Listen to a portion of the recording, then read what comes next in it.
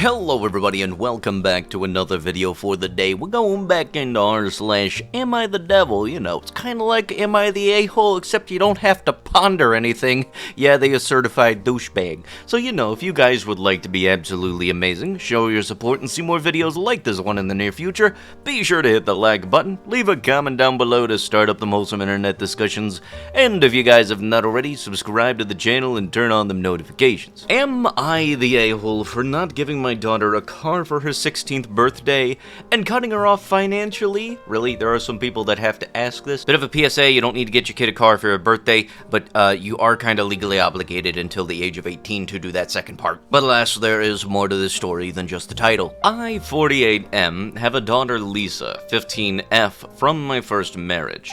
I'm not on particularly good terms with her mother, and Lisa unfortunately became an outlet for her resentment towards me, which ended up souring our relationship massively. Lisa is a good person, but unfortunately she takes after her mom in terms of demeanor and often acts rude and entitled. A few years ago, I married again. Lisa decided to not attend my wedding, and she said a bunch of hurtful things to my then-fiancée, Rosemary, 38F. Since then, our relationship got even worse. When Rosemary and I welcomed our son a year and a half ago, Lisa sent me a text saying that since I have my perfect baby now, I could stop pestering her and try to play family with her. It hurt me deeply, and I ended up distancing myself from her. Although I keep sending her $100 a month as her allowance. Recently, we had an unplanned addition to our family. Long story short, Rosemary's sister, who wasn't a good parent to start with, terminated her custody rights over her son Blake, 17M. Rosemary and I decided to take Blake in. Unfortunately, a few years ago, Blake got in a horrible car wreck that left him permanently disabled. Luckily, he can somewhat walk and doesn't need 24/7 assistance around the house. But that's about it. Blake is an amazing person, and he quickly became part of the family. I decided to give the $100 allowance to Blake instead. He was beyond happy and grateful. I also made a hard decision and gave him my car, which is a 22 Cadillac Escalade. And I was planning on getting rid of it this year anyways, since Lisa is turning 16 in the month, and I wanted to gift it to Lisa. Now, it's Blake's car, and he absolutely loves it. He really needed a car because his mobility issues don't let him get around easily anymore, and it changed his life massively. Of course, Lisa didn't like it. When she realized that she wasn't getting any allowance, she called me and asked what's wrong. It was the first call I received from her in a year, if not more. I explained that now when my family had expanded, I'm not having enough money. I'll still be sending her mom the child support payments as per her account agreement, but she shouldn't expect anything extra. She asked me about the car since she knew about my plans on giving her the car. I told her that now the situation changed and I no longer could give her the car. I'll admit that I said next was probably a-hole-ish of me, since I told her that I now have 2 children to play family with, and asked her to stop pestering me. This caused her to blow up completely to the point where she got her mom to call me and scream at me. And so did her new husband. They threatened to sue me. Lisa said that she'll go no contact, and so on. I just brushed off the threats, especially since Rosemary is a lawyer, and I made my peace with poor contact with Lisa years ago.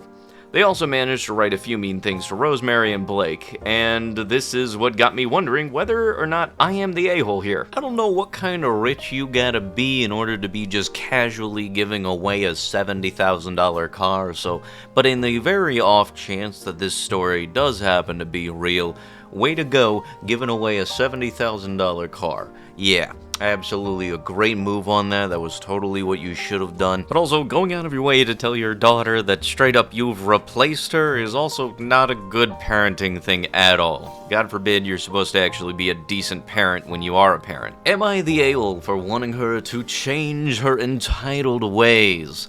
I recently started dating a 31-year-old woman who seems to have only dated men who have spoiled her. When we met, she told me that she didn't want to go on a drinks date. She was trying to tone down the drinking, and she wouldn't go for a coffee or a water date, lol. She said that she preferred to go for lunch or dinner only, although not necessarily somewhere expensive, and even though I insisted I didn't take women out on dinner as a first date, she rejected my offer of any activity or non-alcoholic drink dates. After 3 weeks talking stage of a few video calls, phone calls, and texts on most days, we settled on going for afternoon tea as our first date in week 4. Following the date, she intimidated me, although she liked my company, she wasn't a fan of the venue I chose. Now, it wasn't that she's posh or anything, she just wouldn't have chosen that place. Surprisingly, we made it on 3 more dates. She had told me that she liked to be picked up on her dates, even though I don't have a car, so I offered to Uber to hers for these 3 dinner dates. Whenever I resisted doing dinners even a little, her rebuttal was that this was the treatment that she was used to, and that she liked being courted. The 5th date is where things got interesting. I decided to flip things around a bit, and agreed to take her on yet another dinner date if only she'd venture down to my neighborhood. In my mind, if she could come to me instead of me always going to her, it would show that she was at least a little invested.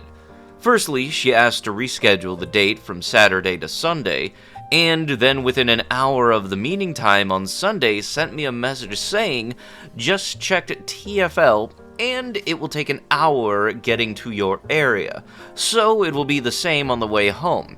I wasn't mentally prepared for this. I am not going to be coming. I didn't let that fly. I immediately called her up and let her know that that was rude for her to cancel, again, last minute via text. She apologized, saying that she didn't mean to be rude. Apparently, she was upset because the return Uber trip was going to cost £40, and she thought that I would get the hint from her message and send an Uber to pick her up. Since that was that she was used to from past relationships. And yes, she was aware that she sounded like a brat. I was flabbergasted. The entitlement made me sick to my stomach. But are people entitled to this treatment because they are used to it? In the past, I have to steer clear of women like this. But the reason I didn't do that this time is that this woman does have some good qualities. She works part-time for a charity. She wants to start her own one day. I am wondering whether there is a possibility that this woman can change. Or whether it's a lost cause, or whether I'm the a-hole for even wanting to change her. I don't know. Yeah, it's very much an a-hole for you thinking that you could try to change somebody by pissing them off. That is not going to work at all. But also, she's also the a-hole, because you can't just expect people to suddenly bend to your every whim just because you were able to get that done with you in the past. For myself, honestly, it would have been a red flag for anybody saying that I'm used to being treated like this. That does not mean that I should then start treating you as such. Am I the a-hole for providing any sort of pressure on my husband to have a kid? A throwaway. Okay, so they already know they're in the wrong. Hello, all. It's first time posting on AITA and seeking advice mostly. I'm a late 30s female married to a wonderful early 40s male. Husband to be called Jojo. Jojo and I met when I was in early 20s. We have always been friends first, and before we even started dating, he and I discussed kids. At the time, early 20s, I was not wanting to have kids, as in one regards I wasn't financially stable, and in the other I felt like the universe had always told me no. Jojo opened up to me and told me that his family had a genetic disorder that could impact him, and he didn't want to have kids. Our relationship was and is one of the most supportive friendships and partnerships that I ever had, and every day I love him more and more. We have been married for 10 years now. We held firm with no kids until about 5 years ago, when he came back from a work trip and admitted to each other that we both wanted to have a kiddo. We were in the middle of buying our first home and thought that would be our next plan after we completed the process. As per usual, the universe shouted and responded no. Once the house was finalized, Jojo asked that we seek medical for him, as he had been extremely depressed. It was something we both had watched grow and fought during the home process. And after the home process, it got bad.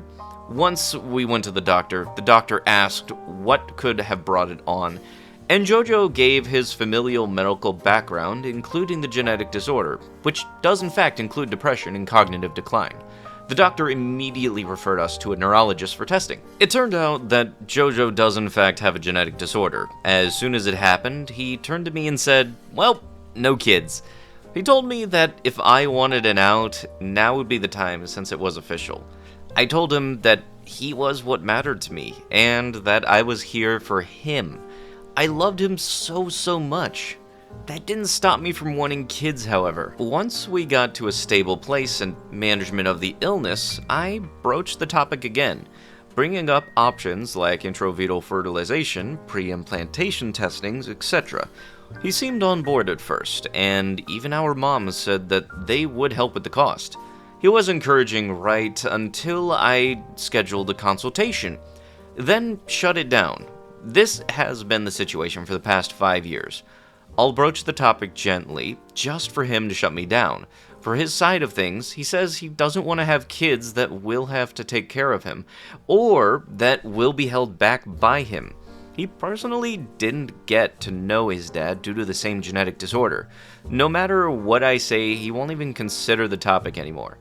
It's to the point where the other day he made a joke about kids, and I told him to stop doing it because I can't deal with the jokes about us having kids anymore. I feel like I am the a-hole, and at this point I wonder if I should just go to therapy and ask them to fix me, because clearly I am stuck. So, Reddit, what do you think? Edit, to clarify, adoption, fostering, etc. were all in the cards prior. We both believe in making our own family, whether that be with or without kids. But, as the other options, that is off the table as well. Final edit. Okay, I was surely on the right track. It's a hard gear shift to go from kids to are possible to kids ain't. And that's on me to get the frick over. 5 years is a long time, and even if I let the jokes get to me and try to reignite some maternal feels, I need to squash it where it lives. The short is, I made a promise to him at our wedding, at the diagnosis, and every day that we are a team 1000%. I made the call already, and was just unable to realize that the option was officially DOA. Thank you for all the advice and helping me there. If somebody don't want kids, they don't want kids. You can't just keep on asking them and eventually they're going to say yes. Plus also, he had a very valid reason to not wanting kids. Genetic disorder would not make things good in life, so yeah, you guys said that you would still go with other options, like, you said adoption, fostering, all that things. So, kids are not completely out. It's just that they would not be genetically your kids, but they would still be your kids. I think that the adoption route is still a pretty solid option, so I hope that things do work out in the future, but you can't keep pressuring somebody into wanting to have kids if they've stated that they don't want kids. If this genetic disease or disorder is something as serious as what is being stated, then having a child who's going to likely have that same genetic disease and you having to take care of them for an extensive amount of time is probably not the best option for you. But like I stated, adoption would be an easy way to mitigate any type of chances of that genetic disease because it would not be genetically related. So I'm hoping that the adoption thing does come up because that way you guys get to have your family. Would I be the a-hole if I dumped my fiance after she injured herself while I was away? Update, she ended up dumping me because of my reaction and failing to properly support her. While I, 30M, was away on business, my fiance, 32F, decided to go out without telling me. We spoke in the afternoon. I was on my way to the airport ahead of an 8-hour flight, which was arriving at 5 a.m. Her friend had just come back from out of state, and she was planning on taking her out to dinner. Once I landed, I didn't want to wake her as she normally gets up at around 7. I got home, and she wasn't there. Her car was parked outside, but she wasn't in bed. For a moment, I panicked, though, and thought that she had gone to surprise me at the airport, and I somehow missed her. But her car was outside? I call her, and her phone rang to voicemail. I called 10 more times while I shower and change. At first, I wasn't too worried, thinking maybe she went out for a run. But the scenarios running through my head were getting darker. We have our phones on our iCloud account in case we lose them. So I bring it up to find her location. Her iPhone was at the hospital. My heart sank. I started heading to the hospital. All her family live out of state, so there's no one to call. The hospital is 10 minutes away. I speed, run red lights, park right in front of the emergency department door, and go in like a maniac demanding the triage staff tell me where my wife is. And they take me to her room. She's asleep in bed, but I can immediately see that she's hurt. Her lips is swollen, and she looks like she's been beaten up. Bruises on her face, a splint thing on her nose. My panic and worry morph into rage, and I demand to know what happened and who did this to her. I was informed that she arrived in an ambulance at 2 a.m., having drunkenly stumbled and face-planted onto the curb while leaving a bar. She had a broken nose, a chipped tooth, and other minor abrasions and scratches, but she was going to be fine. This made absolutely no sense. I seriously feel like I'm in the Twilight Zone. I don't drink, never have, and she hasn't touched alcohol since college, basically. I don't even know what happened at this point, and she tried to offer up some kind of explanation about how her friend pressured her to have wine while they were at dinner, and then they somehow ended up in a bar. She apparently has no recollection and teleported there. I've been giving her the silent treatment, and it's 8 p.m. She has been crying and wanting some sort of consolement or reassurance, but I genuinely think I'm done. This whole thing just came out of left field, and I'm not handling it well at all. We've been living together since we got engaged, and it would be a pretty clean split. Her parents own the house, so I can basically just take my stuff and go, I guess? I really don't know what to do. We've been together a year and a half, and I feel like we could get past this, but it's like this whole ordeal and the emotional roller coaster have sapped away the love I felt for her. Anyways, sorry for the novel, but would I be the a-hole if I dump her? Yeah! Your wife gets into an accident where her face has a bunch of like splints and stitches and everything on it, and instead of you being there for her while she's hurt and in the hospital bed, you're giving her the silent treatment like she did something bad and got in trouble. Peer pressure can be a very bad thing, and it can cause people to do things they wouldn't normally do. Like, in this instance, go drinking when you haven't had a drink in a very long time. Kinda sucks, because I'm fairly certain once she gets out of the hospital, she's gonna have the thought in her mind of, I am not doing that again. Am I the a-hole for cutting off both my adoptive and biological parents? 23M here. I was adopted when I was born. My adoptive parents, Jan and James, never kept it a secret from me, thankfully. I wasn't able to meet my biological parents for a long time, and all I knew was that they weren't able to keep me, and Jan and James were willing to adopt me. I thought it was a simple situation of being taken by CPS and given to Jan and James. They were good parents to me and happy to have a child. They fostered other kids as well, but I was the only one they were legally parents to. I always thought they were great for adopting me, and despite everything. Recently, I had the chance to finally meet my biological parents, who I will call Todd and Mary.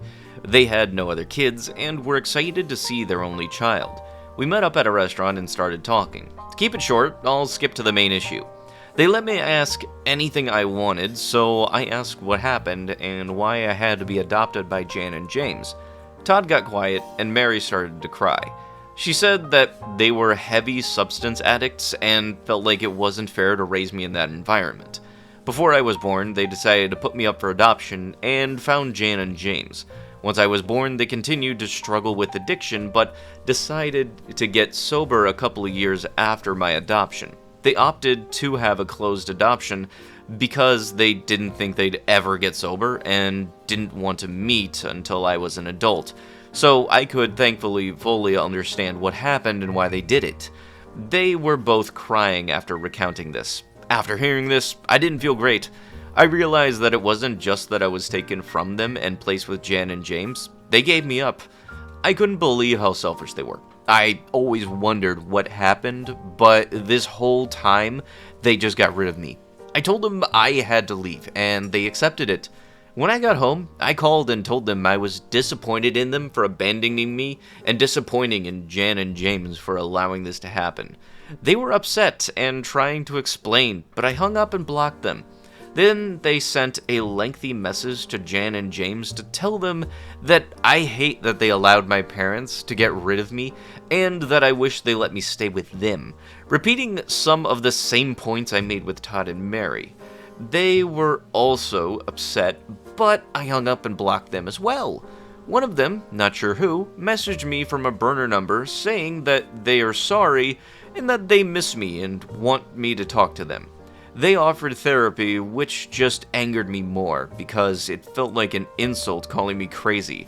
I've been ignoring them since. I've been wondering lately if I'm in the right or not here. I know there are a lot of anti-adoption people on this app, and I'm hoping someone here can give me advice.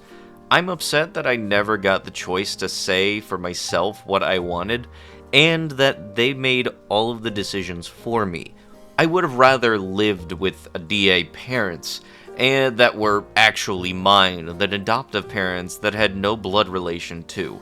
Was I the A here? Yeah, cause you called the people that decided to give you a better life selfish, among a whole lot of other things. Holy crap. You must have never been around people that are addicted to substances like those. They made a decision that was for your own personal good, and you're upset that you didn't have a say of whether or not you would like to live with people who are addicted to substances, because God forbid they happen to, in a moment of clarity, make a good decision for you. That decision, I very much know for a fact, is not an easy one to make. And way to go with your response to anybody disagreeing with you being to block them. Yeah, way to go. You must have a whole lot of friends you absolutely adore, don't you? Am I the a-hole for asking my neighbor to stop filming the backyard? I live in a small historic-ish district with an HOA. A new couple moved into the house next door over a little over 1 year ago, and at first seemed to be two very sweet men. I'll refer to them as M and L, in their late 40s perhaps. Before they had even moved in though, there had been a team at the house renovating, which I had found quite annoying. They also painted the home a pale purple, which is a bit of an eyesore. I asked about the color when they moved in, and apparently that was period appropriate and pre-approved by the city and HOA. This was May 2023. The first minor conflict was in June of 2023 over my two dogs when M asked me to keep them out of their area of the yard. There are no fences here, and my dogs, two little Shih Tzus, have always stayed within the bounds of the cut grass. There is a wooded area farther in the back, but of course they don't know the property lines. I explained, and M told me that he would prefer if they don't come into his yard, and now everyone here has always just treated this as shared space. However, I was civil. I didn't want to cause an issue after just a couple of months, so I relented. After this, everything was fine for a while through the fall and winter. Then, in April, M told me that my dogs are going in his yard. I told him to watch them while they are outside, and they haven't been in his yard. He then showed me motion camera footage of my dogs, which, by the way, I'm not sure he is allowed to capture footage of other residents. I told him as such. He told me it's only aimed at his property, and my dogs aren't other residents. I told them I don't feel comfortable with him filming like that. He said if I don't like it, then don't go in his yard. I told him my husband is a former Navy officer and now works in a security sector, and he'll tell you this isn't legal. I didn't hear from him for a while. Our neighborhood goes all out on the 4th of July, block party, professional fireworks display, and my husband and I saw L out at the block party, but not M. He was friendly despite the conflict I've had with M. He thanked my husband for his advice, and we asked if M was alright. He said he doesn't enjoy loud noises. I asked my husband to talk to L about the filming in the yard, and he seemed reluctant to do so, and later told me that he was upset to be put out on the spot right in front of Elle because he wasn't prepared for that moment. I went over this week because the camera is still there. M told me it will be staying. I asked him to remove it because it's a violation of privacy. He said something like, "Is that a command, ma'am?" I simply said yes, not knowing how to respond. Then he told me, "Good thing I'm retired," and shut his door in my face. I asked my husband again to speak with them, and he told me that he was embarrassed by me and to stop bringing up his service with the neighbors. Yes, you know, because somebody is hiding from you if on 4th of July they happen to want to stay inside. Totally not like people can be sensitive to loud noises and such. Oh yeah, and way to go, keep on using your husband's Navy or past Navy status as an intimidation tactic. Great work for you, ma'am. And you know, with how much you happen to be toting around this and that with the HOA, you might actually want to do a little bit of research and finding out what exactly people can and cannot do. It's like saying a word without knowing what it means and thinking you're a big person just because it happens to have a lot of letters in it. Last I checked, as long as your security system is only pointing towards your property and it does not impede anybody else and it does not invade anybody else's privacy, then it should be perfectly fine. And what do you want to bet? In the instance that it's legal and they do happen to put up an electric fence, God forbid, I feel like you might have a problem with that too, even if they get somebody to check where the property line is. I already figured this was going to be stupid when you brought up the HOA in regards to the color of the damn house. TLDR, don't try to win a brain competition with somebody that actually does their research. But with that, that is going to have to be with the video. If you guys would love to be absolutely amazing, show your support and see more videos like this one in the near future, be sure to hit that like button, leave a comment down below to start up the wholesome internet discussions, and if you guys have not already, subscribe to the channel and turn on the notifications. I'll be sure to see you guys in the next one. Thank you so much for watching, and bye-bye!